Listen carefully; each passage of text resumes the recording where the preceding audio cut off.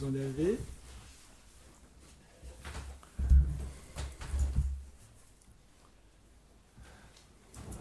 Alors, nos amis, encore une fois, comme après la conférence de Nice, l'impression que j'ai à la fin, c'est que tu as parlé du jazz. Oui. C'est surtout les derniers mots, mais aussi un tempo. Oui. Et l'idée qu'au fond, ce serait un passage d'un jazz plus traditionnel à un jazz plus moderne par le binaire, le passage du binaire au ternaire. Oui. Et dans le ternaire, il y a forcément quelque chose qui est à la fois staccato et legato. C'est ça, il faut en discuter. Et l'autre chose, c'est que je vais être obligé de couper ma conférence de bande entière, parce que tu as exactement traité le problème dont je voulais parler, qui est celui de l'hymne et de l'emphase. Mais je vais le dire autrement.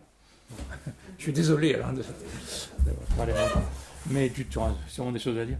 Le jazz, oui, pour moi ça a été tout à fait essentiel, et en particulier en effet le free jazz.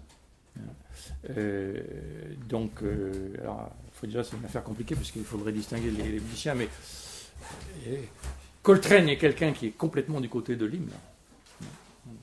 Love Supreme, ce fameux disque.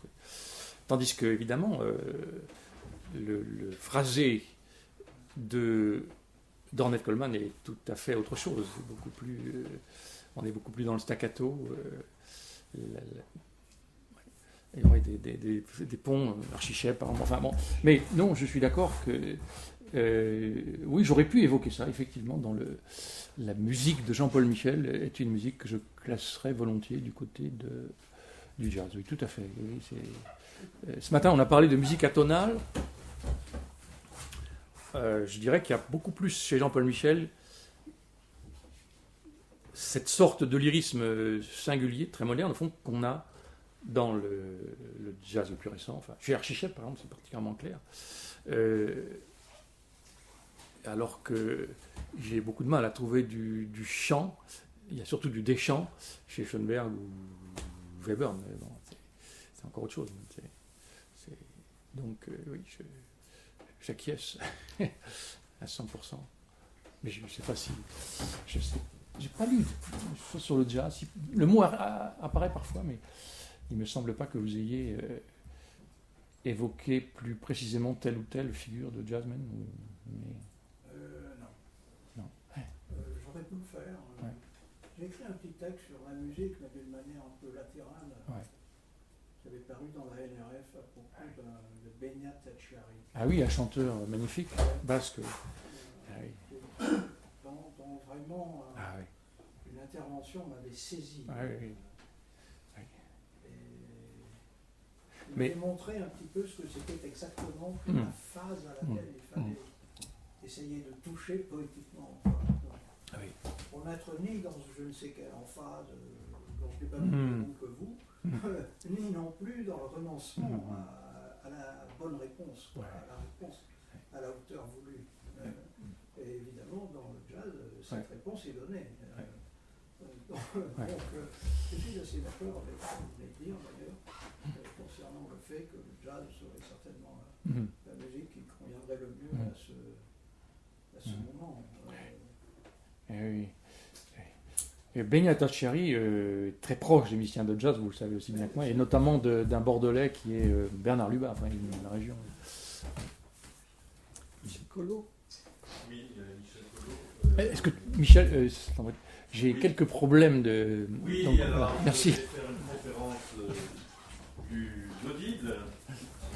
C'est plutôt des éléments de discussion par rapport justement à ce soupçon contemporain porté sur l'hymne, parce que ce qui m'a frappé dans les références que tu as données, c'est à quel point cette méfiance contemporaine à l'égard de l'hymne pouvait s'appuyer sur des références historiques qui sont données souvent, c'était pas ton cas, mais qui sont souvent données comme évidentes, alors qu'il suffit de lire les auteurs concernés pour s'apercevoir que c'est pas si évident. Je pense par exemple au résolument moderne de Rimbaud. Il y a de fortes chances pour que absolument moderne, que cet énoncé soit ironique de la part de Rimbaud. Et quand célébration. Je citais la fin d'une saison d'enfer, je sais maintenant saluer la beauté.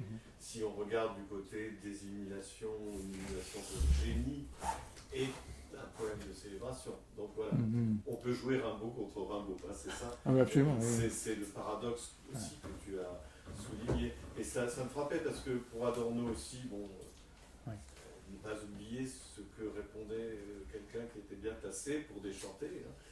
Paul Celan, qui lui répond qu'il y a encore des chants. Voilà, c'est-à-dire le point où ce soupçon légitime porté à l'encontre de l'hymne peut virer à une lecture un peu idéologique de l'histoire de la poésie. C'est ça qui me gêne dans ces références qui sont souvent présentées comme des évidences indiscutées. De même, les grandeurs établies. Moi, ce qui me frappe dans la situation contemporaine, c'est les médiocrités des thèmes.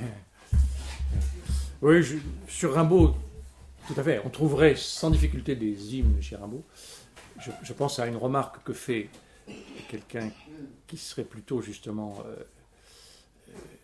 apparemment opposé à l'hymne, encore que, qui est Antonio Negri, qui dit qu'il y a de très beaux hymnes à la commune chez Rimbaud, les mains de Jeanne-Marie par exemple. Enfin, oui, la position de Rimbaud est certainement plus qu'ambiguë. Oui.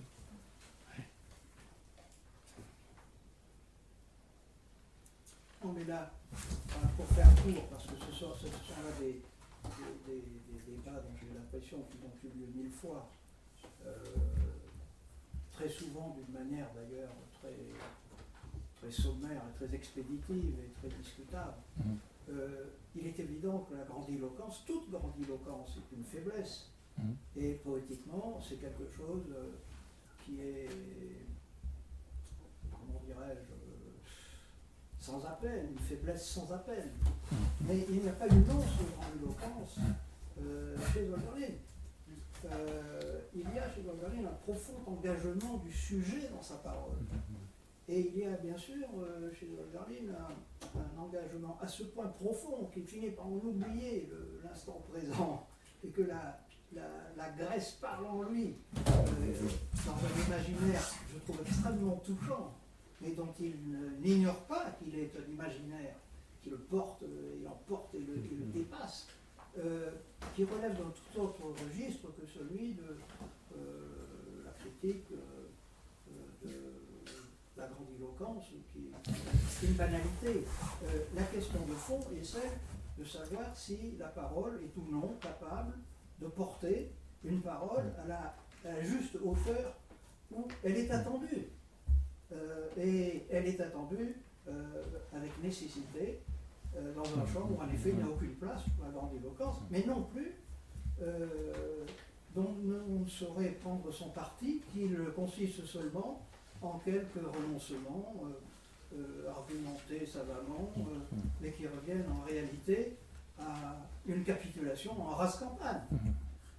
Donc la question de fond est celle de savoir s'il y a encore une légitimité à oser une parole fondée à ses risques, hein, bien sûr.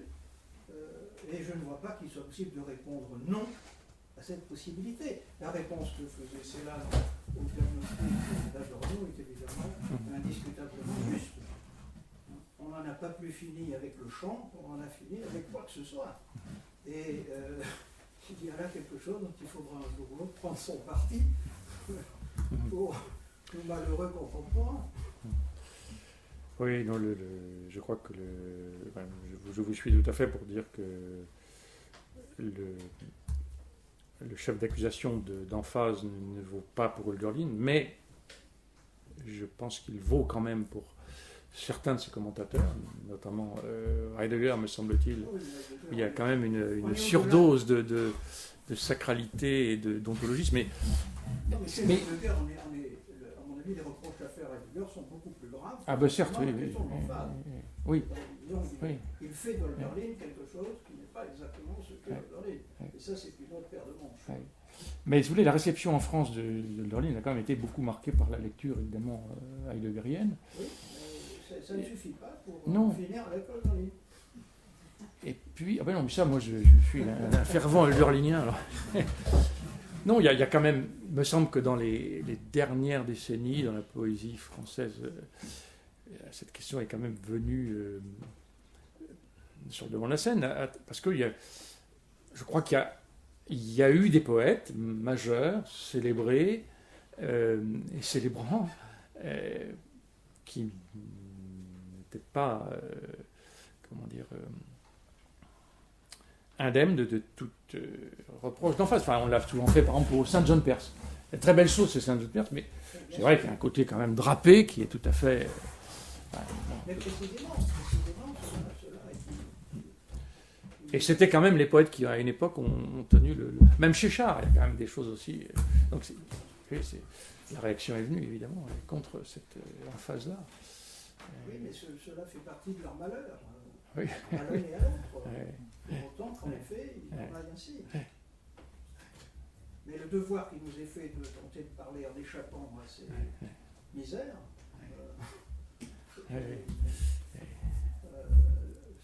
demeure. Ah ça, oui. Voilà. Oui, tout à fait, oui.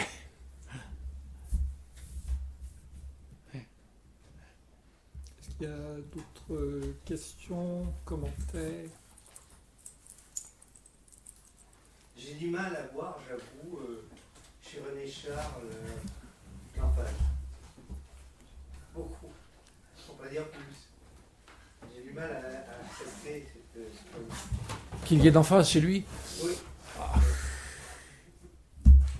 Qu'il y en ait notoirement de manière importante, je veux dire, bien sûr. Qu'il y en ait parfois, hélas, souvent même, chez quelqu'un qui fut grand par ailleurs, comme Saint John Perse, oui. Mm-hmm. Chez René Char, sauf par moments, ça me paraît difficile. Écoutez, donc je ne suis pas suffisamment bon connaisseur. Enfin, le sentiment de lecteur que j'ai, c'est qu'il y a des choses qui sont magnifiques, évidemment. Il y a des livres où c'est la sobriété qui l'emporte. Fureur et mystère, par exemple. Il y en a d'autres où je trouve qu'il fait du Char. Mais enfin bon, ça c'est...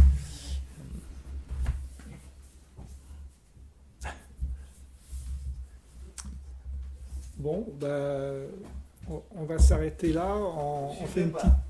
Comment ? Je ne vous suivrai pas. Mais non, je vois bien, mais écoutez... on fait une petite pause de 5 minutes. Parfait. Merci.